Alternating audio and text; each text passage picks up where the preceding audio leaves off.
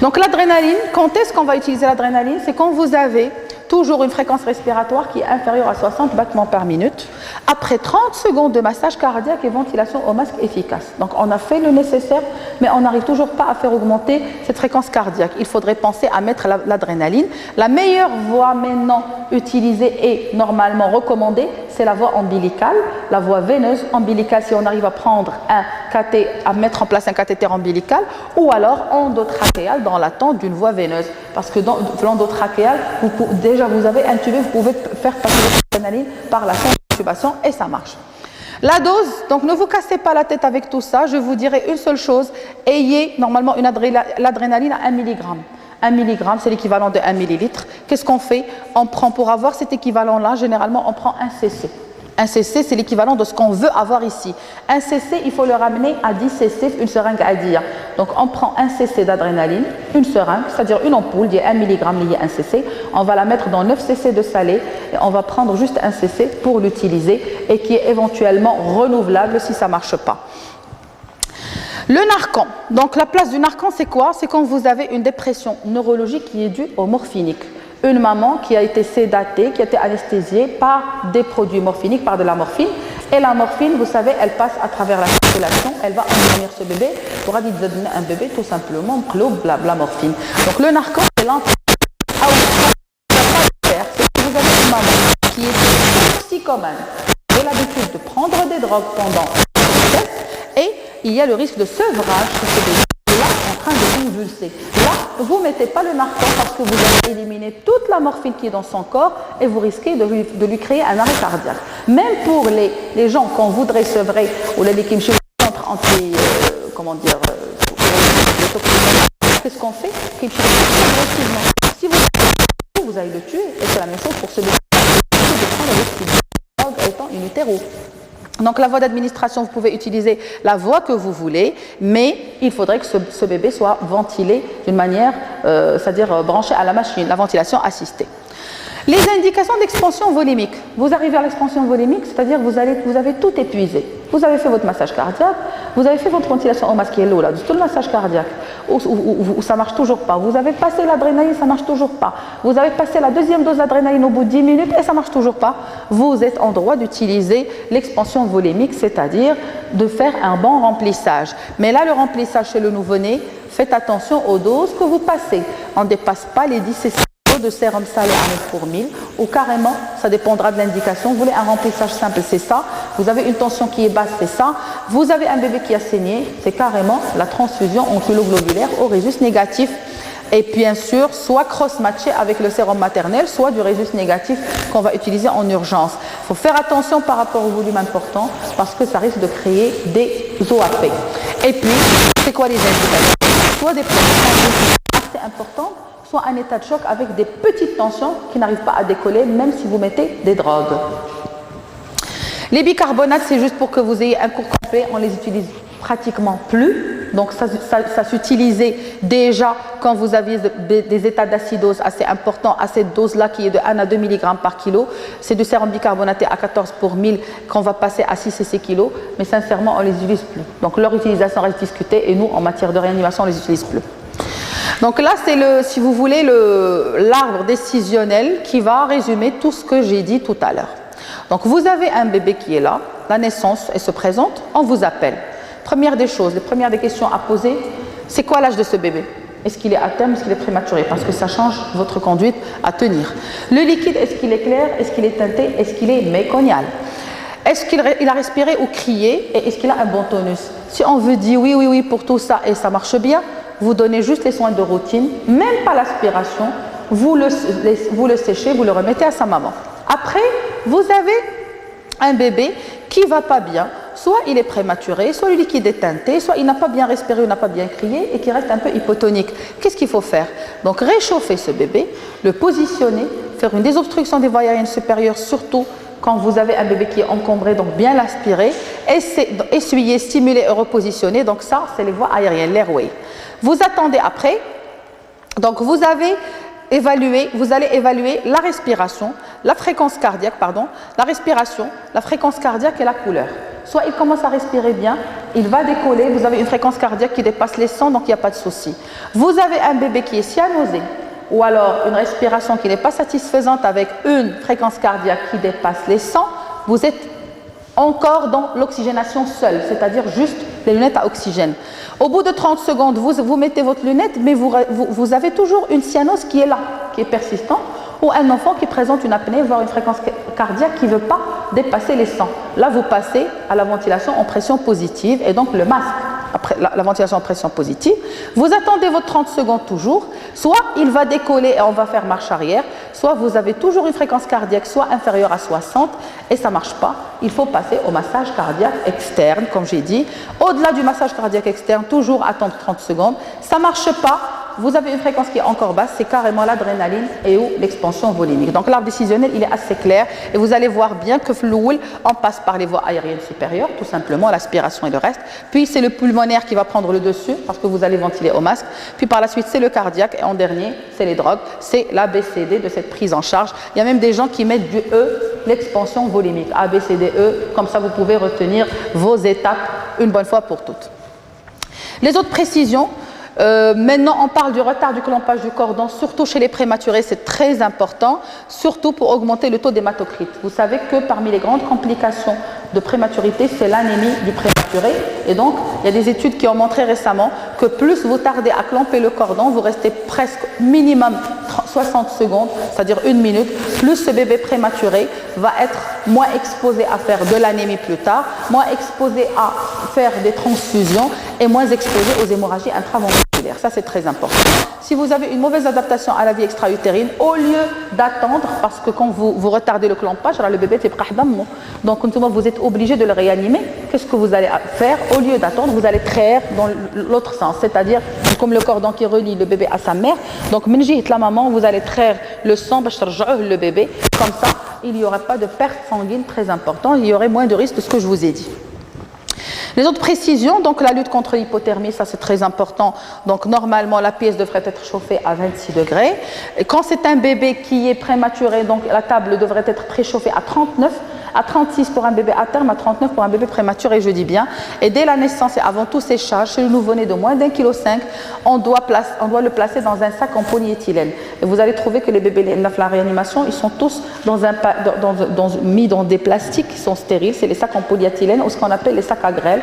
Donc comme ça, on essaie de préserver au moins avec la température d'Yelvom du corps. Ils ne vont pas faire de déperdition thermique. Et on va bien sûr utiliser des bonnets pour la tête parce que la grande masse de la tête fait que quand elle est découverte, cette tête, elle va entraîner encore plus une hypothermie importante. Donc si vous avez un liquide amniotique épais particulière, bien sûr, il faut le surveiller et bien sûr avoir une saturation. Tout ça, c'est les détails de ce qu'on a dit tout à l'heure. Vous avez un stade A, c'est-à-dire les voies aériennes supérieures. Vous allez monitorer et voir est-ce qu'on va passer à une ventilation spontanée, voire à une CPAP. Au stade C, qui est le massage cardiaque externe, avant de passer en stade D, qui est les drogues, cherchez est-ce qu'il n'est pas vraiment en hypovolémie, est-ce qu'il ne devrait pas être rempli, est-ce qu'il n'y a pas de pneumothorax, est-ce qu'il n'y a pas de malformation non diagnostiquée en anténatale, surtout une hernie diaphragmatique, il faudrait faire attention. Ça, c'est des valeurs, donc ce n'est pas à retenir. Ça, c'est des plats qu'on met, nous, en service de réanimation pour savoir la cible. Parce que quand il réchauffe 60% à 2 minutes de vie, il désature. Non, il ne désature pas. 60%, c'est tout à fait normal à 2 minutes de vie. Et vous allez voir qu'on va arriver à 90%. Normalement, c'est à 10 minutes de vie. Ça n'a rien à voir avec la souffrance. Donc, c'est l'adaptation à la vie extra-utérine. L'éthique, il faut informer les parents idéalement, parce que là, c'est plus l'ère où on fait tout ce qu'on veut sans demander l'aval des parents. Le bébé, l'état dialogue, comment il est. S'ils demandent à avoir plus de renseignements, il faudrait leur en parler. Mais quand je dis donc il faudrait en parler, être clair avec la famille. Ils ont le droit à l'information. Le fait de débuter une réanimation n'oblige en rien. Vous pouvez arrêter votre réa quand vous voulez, parce que quand ça marche pas, ça marche pas. Généralement, au bout de 10 minutes de réa, nous, on peut aller jusqu'à 20 minutes de réa quand ça marche pas, le ralbullah. Mais généralement, ce qui est normalement codifié, c'est 10 minutes de réanimation. L'arrêt secondaire après évaluation, il est généralement plus toléré. C'est-à-dire, vous pouvez démarrer une réa, au fur et à mesure, vous allez voir. Mais il y a des situations où on ne réanime même pas. Un anencéphale qui est là, qui est né sans cerveau, on va le réanimer, c'est clair. L'anencéphalie, ce n'est pas de réanimation, parce que de toutes les manières, ce n'est pas compatible avec la vie. À moins de 23 semaines dans leur contexte. Moi, je dirais moins de 24 dans notre contexte. On a pris des 25, on a pris des 26. Bon, généralement, un poids de naissance inférieur à 400. Nous, on prend jusqu'à maintenant, le plus petit poids, c'est 700. Et puis, les trisomies 13 et 18 confirmées, ce sont des bébés dont le diagnostic a été fait en anténatal. On a fait soit des amniosynthèses, soit une chordosynthèse, donc des bilans qu'on a fait, une biopsie du trophoblaste, choses qui se font pour tomber sur des pathologies génétiques assez connues. Et puis, l'arrêt possible après 10 minutes, nous, on dirait qu'on arrive des fois à 20 minutes, quand il n'y a aucun signe de vie, on arrête. Les malformations à rechercher, la trésie d'équane, de l'œsophage, l'imperforation anale, les anomalies de la différenciation sexuelle, on ne parle plus d'ambiguïté sexuelle, c'est les troubles de différenciation sexuelle, les anomalies de fermeture du tube neural type spina bifida, quand vous avez une partie au niveau du coccyx et qu'il y a du liquide qui passe à travers, quand vous avez une touffe de poils ici aussi, une luxation congénitale de la hanche. Les situations particulières, vous avez un APGAR inférieur à 7, donc un bébé qui est en souffrance fœtale aiguë, il faut mettre en œuvre les gestes de secourisme néonatal dont on a discuté tout à l'heure. Là, je vous ai mis des plaques juste pour résumer certaines situations. Une atrésie, j'ai parlé de tout ça dans le cours les détresses respiratoires néonatales. Donc, ce n'est pas la peine de s'acharner à avoir plus de détails, c'est juste pour que vous ayez un cours un peu complet. Donc, en matière d'atrésie d'équane, en matière d'atrésie de l'œsophage, on en a parlé, je vous ai mis une image de l'atrésie de l'œsophage, vous voyez la sonde là qui est enroulée. Et puis l'imperforation anale, il faut faire attention pour que ça ne passe pas inaperçu. C'est arrivé des fois où on remet le bébé à sa famille et ce n'est que plus tard qu'on découvre chez lui une imperforation anale et ce serait quand même débile qu'il nous passe sous le nez parce qu'il y a risque d'occlusion et de péritonite par la suite. Les anomalies de différenciation sexuelle, et là, je vais un tout petit peu m'attarder. Il faut poursuivre les soins, mais ne jamais déclarer le sexe. Parce que quand il y a quelqu'un qui dit garçon ou fille et après vous venez leur dire non, on n'est pas sûr, c'est très très très mal supporté par la famille. Autant d'emblée dire on n'est pas sûr du sexe ou laisser une personne qui est expérimentée et qui sait comment déjà véhiculer l'information, parce que des fois, et la manière avec laquelle on va apporter l'information aux parents, donc il faudrait savoir choisir ces mots, c'est des choses qui jouent. Ça peut arriver, madame ou monsieur, on va faire le nécessaire, on va essayer de faire les bilans, on va faire un cariotype, on va déjà voir si c'est pas la congénitale des surrénales, elle va vous dévier leur attention parce que quand c'est une hyperplasie congénitale des surrénales, c'est carrément le risque vital, c'est la déshydratation et c'est le décès. Et après, une fois éliminé tout ça, on vous dira le sexe déterminé et on ne fera rien sans votre accord. Mais monsieur, ne déclarez pas le sexe. Moi, généralement, j'en parle au papa parce que la maman peut être fatiguée. Ça, c'est difficile comme information à véhiculer aux familles. Donc, il faudrait savoir en parler et choisir les mots justes. Le transfert en urgence en pédiatrie, surtout pour ne pas passer à côté d'une hyperplasie congénitale des surrénales. Parce qu'après, tout le reste, ça peut prendre le temps que ça prendra. Une génitographie, une échographie pour voir est-ce qu'il y a les organes génitaux secondaires, les organes secondaires, c'est-à-dire tout ce qui est utérus, tout ce qui est ovaire, les annexes. Est-ce qu'il y a des testicules pour un garçon ou pas? Donc tout ça, ça peut prendre le temps que ça prendra. Par contre, l'hyperplasie congénitale des surrénales, ça c'est la grande urgence et il faudrait savoir y penser. Les anencéphalies sont incompatibles avec la vie, donc normalement on ne réanime pas. Si vous avez une spina bifida, il faudrait le protéger avec un pansement stérile, poursuivre les soins, garder le bébé au chaud, informer les parents de ce qu'il en est, le transférer en chirurgie pédiatrique. Moi généralement on les prend nous, on les stabilise, ils vont être opérés par les neurochirurgiens puis ils reviennent en néonat. La luxation congénitale des hanches, bien sûr, savoir en parler à la famille et surtout aux chirurgiens orthopédiques. Et puis, l'identification du nouveau-né, c'est très important, le bracelet d'identification, surtout quand vous êtes dans une salle d'accouchement et qu'il y a 9 ou 10 accouchements qui vont se passer en même temps. Donc, il faudrait savoir identifier ces bébés. Et même les jumeaux, je colle le J1 du J2, des triplés, je colle le J1, J2 et J3. C'est très important, l'ordre des naissances. Et le nom et prénom de la mère, je dis bien, parce que c'est qu'on a appris plus la maman. Le père connu, généralement, c'est la maman qui est sûre, étant porteuse de ces bébés, que c'est vrai, c'est bien la maman. Vous me comprenez bien. Donc, prévenir l'hypothermie, quand c'est un bébé qui est là. De préférence, mettre le nouveau-né dans une couveuse. À défaut, méthode kangourou, quand vous comptez le transférer, d'accord? Donc, vous voulez le transférer, il faudrait au moins respecter ces températures qu'il a l'habitude d'avoir. Prévenir l'hypoglycémie, donc soit on arrive à prendre une voie veineuse et ce serait l'idéal, vous mettez du G10 avec du calcium, soit on n'arrive pas à le faire, mais vous donnez au moins du G10 par voie orale à travers une sonde gastrique ou alors à la seringue. Donc ça, c'est parmi les consignes qu'on donne lors du transfert des nouveau-nés. Puis, toujours, vous avez un bébé qui est transféré, mais là, il est toujours non intubé, donc il faut poser une sonde gastrique, parce que surtout si on veut le mettre sous oxygène, il risque de dilater son estomac. Vous aurez un kit de ventilation avec vous, parce qu'au cas où il s'aggrave, parce que parmi vous, il y a des gens qui vont être des urgentologues ou des urgentistes. Et moi, j'ai rencontré mes étudiants qui ont fait le transfert de nouveau-nés. Donc, quand je vous dis ça, peut-être que parmi vous, il y aurait des gens qui feraient ça, donc il faudrait le faire dans les règles de l'art. Et puis, par la suite, vous avez un bébé intubé, donc tout le raisonnement va changer, donc surtout la fixation de la sonde d'intubation. Imaginez que vous êtes là à transférer un bébé qui est intubé, qui s'extube en cours de route, vous êtes dans une ambulance, déjà l'ambiance elle est un peu tendue, vous avez une ambiance qui est tendue, donc il faudrait savoir le fixer bien comme il faut et utiliser du bon sparadrap, parce qu'il y a des marques de sparadrap qui sont vraiment, qui laissent à désirer. Bien sûr, assurer un apport énergétique très important, lutter contre l'hypothermie toujours et l'hyperthermie. Informer le service chez qui le bébé va arriver, parce que c'est très important pour lui préparer une place. On ne va pas venir atterrir comme ça avec un bébé, voir l'identité de la mère, les circonstances de l'accouchement, la date et l'heure de la naissance, parce que ça va nous servir, nous, pour décider de ce qu'on va faire. Maintenant, vous me dites un liquide teinté ou une maman qui a rompu il y a 5 jours, une CRP positive, d'emblée, il est infecté ce bébé. Je ne vais pas attendre qu'il me fasse un état de choc septique, je vais réagir. Quand vous me dites non, c'est un liquide clair, la maman elle avait une CRP négative jusqu'à l'accouchement, tout s'est bien passé, sauf qu'il a présenté une détresse en naissant, peut-être que je vais un peu chercher autre chose. Donc c'est très très important à spécifier.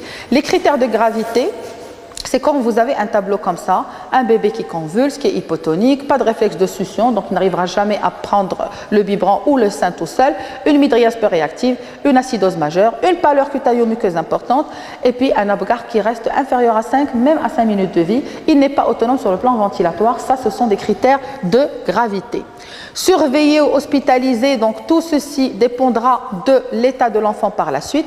Si vous avez un état clinique qui est insatisfaisant après 2 heures de surveillance, généralement en salle d'accouchement ou auprès de la maman, là il faudrait penser à l'hospitaliser pendant au moins 24 heures. Moi quand j'ai un problème de place, on a tout le temps des problèmes de place, que ce soit au niveau de Farabi ou de CHU, on a beaucoup de pourcentage de natalité qui est très important, une population ici de l'oriental, et on a un taux de natalité qui est quand même assez élevé. Quand je vous dis qu'on fait 9000 accouchements par an, c'est pas rien. D'accord? Donc 9000 et qui drainent leurs nouveau-nés tous. Mais quand 9000, c'est Oujda, c'est pas la région de l'oriental, c'est Oujda. D'accord? C'est pas rien. Et que ces bébés, que ces mamans-là, que les bébés ont un problème. Donc des fois, on est amené à temporiser un peu. Une petite détresse, si ça se passe bien, si on donne du glucosé, si on réchauffe bien, au bout de 2 heures, il va bien, on va le remettre à sa maman et penser à repasser le voir. Maintenant, si ça ne marche pas au bout de 2 heures, on est obligé de le prendre au service pour une prise en charge plus élaborée. Nouveau-né présentant des critères de gravité, il faut l'hospitaliser. Quand est-ce qu'on va le transférer immédiatement? C'est justement quand vous avez ce signe de gravité, parce qu'on ne peut plus le prendre en charge au niveau de la salle d'accouchement ou auprès de sa mère.